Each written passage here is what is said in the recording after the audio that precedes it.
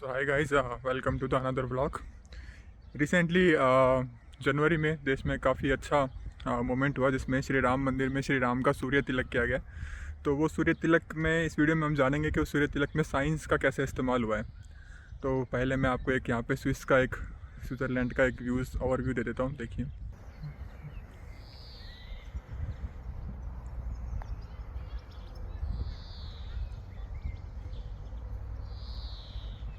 को एक मस्त रोबोट दिखाता हूँ जो घूम घूम के खुद ब खुद घास काट देता है। देखो, ये वो रोबोट है। पूरे गार्डन की घास जो है ये खुद ब खुद घूम के अपने आप काटता रहता है। तो काफ़ी मस्त सिस्टम है इसका। मैं रिसेंटली अभी यहाँ पर मेरा जो घर है, घर के पास काफ़ी अच्छा एक गार्डन है, तो मैं वहाँ पर इवनिंग वॉक के लिए जाता हूँ हर रोज़, कभी कभार, और मोस्टली वीकेंड्स पे तो हमेशा। तो इस वीडियो में बेसिकली हम जानेंगे सूर्य तिलक के बारे में। पहले तो सूर्य तिलक क्यों किया जाता है। सूर्य तिलक बेसिकली एक सम्मान देने का एक तरीका है। तो भगवान श्री राम जैसे सूर्यवंशी थे, तो सूरज द्वारा उन्हें सूर्य तिलक के रूप में सम्मान दिया जाता है। इसीलिए ये महत्व श्री राम मंदिर में ये दोहराया गया इस बार, जो कि काफ़ी एक अच्छी बात है। और देश के काफ़ी बड़े बड़े इंस्टीट्यूट्स ने इसमें कंट्रीब्यूट किया, जैसे कि इंडियन इंस्टीट्यूट ऑफ एस्ट्रोफिज़िक्स जो है काफ़ी अच्छा इंस्टीट्यूट है, काफ़ी रेप्यूटेड इंस्टीट्यूट है पूरे कंट्री का। तो इस इंस्टीट्यूट्स ने जो कैलकुलेशन में हेल्प करी है। इसके अलावा रुड़की की एक CSIR लैब है, जो कि वहाँ के साइंटिस्ट ने भी यहाँ इसमें अपना कंट्रीब्यूशन दिया है। तो काफ़ी एक मतलब ये एक अच्छी बात है कि देश के जो एक्सपर्ट्स हैं वो देश के कॉमन इंटेंशन पे एक साथ मिलकर जो काम करते हैं, जिसे कोलैबोरेशन कहते हैं। जैसे कि रिसर्च में जब भी कोलैबोरेशंस होते हैं तो काफ़ी अच्छी रिसर्च होती है एक्चुअल। तो अब मैं आपको यहाँ का वो दिखाता हूँ, जो गार्डन है बेसिकली। ये देखिए, तो ये पूरा रनिंग ट्रैक है, और ये यहाँ पे मस्त घास वास लगी हुई है एकदम बढ़िया से। लोग झूला वूला झूल रहे हैं।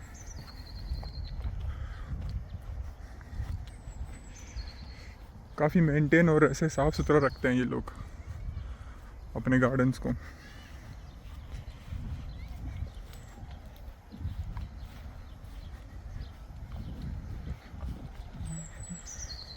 ये सूर्य तिलक का पूरा जो कंसेप्ट है ये बेसिकली आधारित है एक डिवाइस के ऊपर, जिस डिवाइस को हम पेरिस्कोप कहते हैं। पेरिस्कोप कैसे काम करता है ये मैं बताता हूँ आपको इस वीडियो के अंदर। तो पेरिस्कोप जो है वो एक तरीके का ऑप्टिक डिवाइस होता है, जैसे माइक्रोस्कोप वगैरह होता है। इसकी जो शेप होती है वो होती है कुछ ऐसी, जैसे Z शेप जैसी। ये एक्चुअल में मेरा स्कूल प्रोजेक्ट भी था, तो काफ़ी रिलेवेंट है ये। तो Z शेप में क्या होता है कि जैसे मान लो कि हमको कोई बीम जो है, लाइट की बीम, वो यहाँ पर आ रही है और हमको उस बीम को यहाँ पे पहुँचाना है, तो पेरिस्कोप यूज़ करेंगे हम। ठीक है। इस डिवाइस का यूज़ एक्चुअल में आर्मी में भी होता है। जैसे मान लो आर्मी को यहाँ कुछ ऑब्जर्व करना है और यहाँ वो बैठ के, तो फिर वो यहाँ बैठ के क्या आएगी, इस पेरिस्कोप की मदद से ऐसे देख सकते हैं यहाँ पे दीवार के पीछे छुप के, वो इस तरीके से। तो पेरिस्कोप का इसमें यूज़ होता है। होता क्या है पेरिस्कोप में बेसिकली कि जो लाइट बीम्स है वो यहाँ से एंटर करती है, और यहाँ से एंटर करके यहाँ पर एक मिरर होता है, और एक मिरर होता है यहाँ पे ऐसे लगा हुआ इस तरीके से। तो अब ये लाइट बीम यहाँ से एंटर करेगी ऐसे, फिर यहाँ से रिफ्लेक्ट होगी ऐसे, फिर इस मिरर से दोबारा रिफ्लेक्ट होकर ऐसे चली जाएगी। तो यह है कंसेप्ट इस पेरिस्कोप का, और इसी कंसेप्ट को यूज़ किया गया एक्चुअल में श्री राम मंदिर के सूर्य तिलक में। तो मंदिर का जो डायग्राम था वो कुछ इस हिसाब से था, मैं आपको बताता हूँ। यहाँ पे देखो, जैसे कि मान लो कि आइडल का जो फोरहेड है वो यहाँ पर है। ठीक है। अब आइडल के इस फोरहेड पर अपन को सूरज की जो किरणें हैं उनको फोकस कराना है। तो सूरज की किरणें एक्चुअल में आएगी सेकंड फ्लोर या मंदिर के सेकंड फ्लोर या थर्ड फ्लोर से। उन लोगों ने सूरज की किरणों को मतलब लेने का डिसाइड किया। सो थर्ड फ्लोर अभी तक उन्होंने इसलिए नहीं लिया क्योंकि थर्ड फ्लोर अभी भी अंडर कंस्ट्रक्शन है। तो उन्होंने इस बार क्या किया है कि सेकंड फ्लोर की से ही ट्राई किया है। तो इसको कुछ ऐसे समझो कि मान लो कि ये एक लाइन है और ये एक लाइन हुई और ये एक लाइन हुई इस तरीके से, और ये एक लाइन हुई यहाँ पर, ठीक है।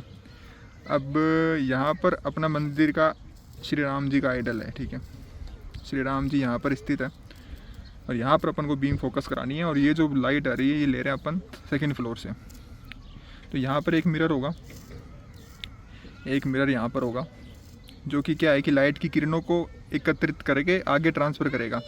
फिर दूसरा मिरर यहाँ होगा जो इसको इस तरफ घुमा देगा नीचे की तरफ। फिर यहाँ पे कुछ लेंसेज होंगे और यहाँ पर भी एक लेंस होगा, और फिर एक लेंस होगा यहाँ पर, और फिर एक मिरर होगा यहाँ पर, इस तरीके से। तो इस हिसाब से 4 मिरर और 4 लेंसेज होंगे यहाँ पे। अब क्या रोल रहेगा यहाँ वाले मिरर का? तो यहाँ वाले मिरर का रोल रहेगा कि सन की जो रेज़ आ रही है सन ऊपर से, वो जो रेज़ है सन की, वो सन की उस रेज़ को मतलब ऐसे इकट्ठा करना है मिरर पे, ठीक है। तो ये मिरर उन सन की उस रेज़ को इकट्ठा करके आगे इस लेंस को देगा, और ये लेंस क्या है कि इन रेज़ को लेगा आपस में और फोकस करेगा इस मिरर पे। फिर ये वाला मिरर जो होता है जो होगा ऐसे एंगल पे, इस तरीके से। तो यहाँ से जैसे सन रेज़ आई और फिर ये जो नॉर्मल होगी इस पे, तो उस हिसाब से उनको रिफ्लेक्ट कर देगा। Angle of incidence equals to angle of reflection के हिसाब से इस डायरेक्शन में नीचे की तरफ रिफ्लेक्ट कर देगा। फिर यहाँ पर कुछ लेंसेज होंगे जो कि बीम का जो इंटेंसिटी है उसको मेंटेन करके रखेंगे, मतलब फोकस करके रखेंगे। फिर यहाँ पर अगेन एक मिरर होगा जो यहाँ से आने वाली बीम को ऐसे नॉर्मल यहाँ पर होगी और इस डायरेक्शन में रिफ्लेक्ट कर देगा। फिर आगे एक लेंस होगा, फिर एक मिरर होगा यहाँ पे फाइनली, जो कि श्री राम के आइडल के ऊपर सारी बीम्स को जो है फोकस कर देगा। तो ये पूरा सिस्टम है, इसको कहते हैं ऑप्टो मैकेनिकल सिस्टम। ऑप्टो इसको इसलिए कहते हैं क्योंकि इसमें वेरियस ऑप्टिक्स इन्वॉल्व हुए हैं, जैसे कि लेंस हो गया, मिरर हो गया, और इलेक्ट्रॉन मैकेनिकल इसको इसलिए कहते हैं क्योंकि इसमें जो है एक तरीके का मैकेनिकल स्ट्रक्चर का भी इस्तेमाल हुआ है। जैसे कि सन जो है, जैसे मान लो आपको 3 मिनट तक जो है ये तिलक सूरज भगवान श्री राम के मस्तक पर आपको 3 मिनट तक ये तिलक दिखाना है। तो 3 मिनट तक सूर्य तो यहाँ पे रहेगा नहीं, तो 3 मिनट में सूर्य अपनी जो डायरेक्शन है ना वो कंटिन्यूसली मूविंग प्लेनेट होने की वजह से चेंज करता रहेगा। तो अब इस मिरर को मैकेनिकली जो है ना सूरज के हिसाब से मूव करना होगा ताकि ये जो सनलाइट है मैक्सिमम कैप्चर कर सके। तो इसलिए इस पूरे डिवाइस का नाम है ऑप्टो मैकेनिकल एक तरीके से इंस्ट्रूमेंट कह लो या कुछ भी कह लो। तो काफ़ी अच्छी टेक्नोलॉजी का इस्तेमाल हुआ है इसमें।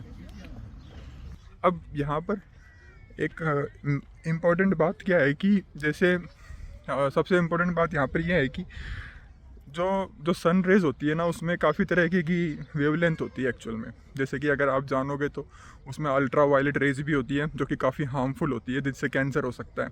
हमको जो दिखाई देती है वो होती है विजिबल रेंज, और इसके अलावा उसमें होती है एक इंफ्रारेड वेव्स भी होती है। और तो बात ये है कि जैसे ये जो सारी वेवलेंथ होती है इनमें डिफरेंट प्रकार की एनर्जी कैरी करती है अपने साथ साथ, ठीक है। अब इस जो पूरे प्रोसेस में मतलब अगर आप जो भावना का एक बड़ा रोल है कि तो साइंटिस्ट और जो पूरी टीम थे वो चाहते थे कि भगवान श्री राम के जब मस्तक पर जब बीम कॉन्सेंट्रेट हो तो वो उनको हीट नहीं करनी चाहिए, क्योंकि अक्सर आपने यूट्यूब पर देखा होगा कि जैसे कई बार लेंस से अगर आप सन की बीम को फोकस करोगे तो कागज़ जल जाता है क्योंकि वो हीट कैरी करती है अपने साथ। तो इस हीट को अवॉइड करने के लिए उन्होंने क्या किया कि IR फिल्टर का इस्तेमाल किया। अब IR फिल्टर का रोल क्या होता है कि जैसे मानो समझो इस बात को कि जैसे सन की पूरी बीम आई, ठीक है, बीम आके IR फिल्टर पे पड़ी, तो IR फिल्टर क्या करेगा उस सन की उस बीम में से जो IR रेडिएशन की वेवलेंथ है ना उनको रोक देगा बेसिकली। अब यहाँ पे सवाल ये उठता है कि IR रेडिएशन की वेव ही क्यों रोक रहे हैं हम। सो अगर आप ये वेव स्पेक्ट्रा देखोगे तो आपको समझ आएगा इसमें कि IR रेडिएशन की जो वेवलेंथ है वो ज़्यादा होती है एक्चुअल में। ब्रॉड वेव होने की वजह से क्या होता है कि इनकी जो फ्रिक्वेंसी है उसके अनुसार ये जो होते हैं पेनिट्रेट करती है डीपर किसी भी ऑब्जेक्ट में। तो जब बीम किसी ऑब्जेक्ट पे फॉल करती है तो डीपर पेनिट्रेशन की वजह से ये उस ऑब्जेक्ट के मॉलिक्यूल से ज़्यादा इंटरेक्ट करती है। सो ज़्यादा इंटरेक्ट होने की वजह से क्या है कि ज़्यादा वाइब्रेशन होते हैं मॉलिक्यूल में, और ज़्यादा वाइब्रेशन जब होंगे तो फिर क्या है कि ज़्यादा हीट रिलीज़ होती है। तो जैसे कि फॉर एग्जांपल के लिए आपके घर में जो माइक्रोवेव होता है वो भी ऐसे ही काम करता है। तो माइक्रोवेव रेडिएशन जाती है आपके खाने के अंदर, और खाने के मॉलिक्यूल्स को, जो स्पेशली जो पानी के मॉलिक्यूल्स होते हैं, उसको वाइब्रेट करवाती है। तो पानी के मॉलिक्यूल्स को वाइब्रेट कराने से फिर हीट जनरेट होती है और खाना जो ऐसे गर्म हो जाता है।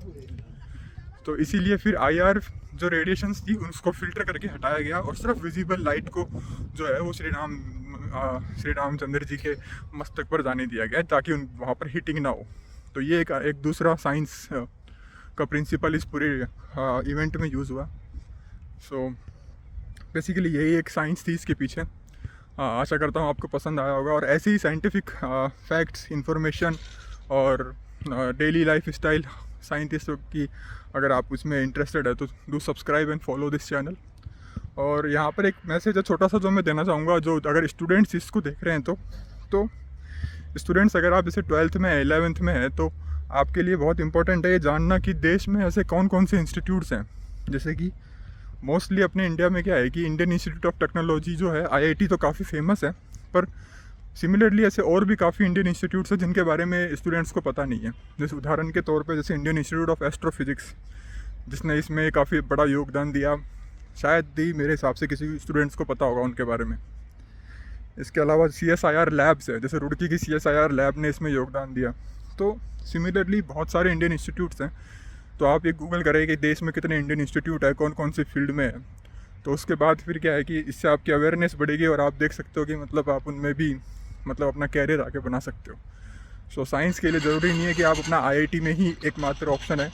जैसे मैंने जिससे अपनी पढ़ाई करी है वो है Indian institute of science education and research, IISER। तो वो भी एक देश का काफ़ी अच्छा इंस्टीट्यूट है। सिमिलरली अपने स्पेस साइंस एंड टेक्नोलॉजी का भी एक इंस्टीट्यूट है।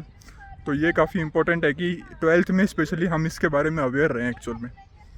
सो बस यही था इस वीडियो का। आशा करता हूँ आपको पसंद आया होगा, और ये स्विट्ज़रलैंड का व्यू आप ले सकते हो पीछे से। मिलते हैं अगले वीडियो में।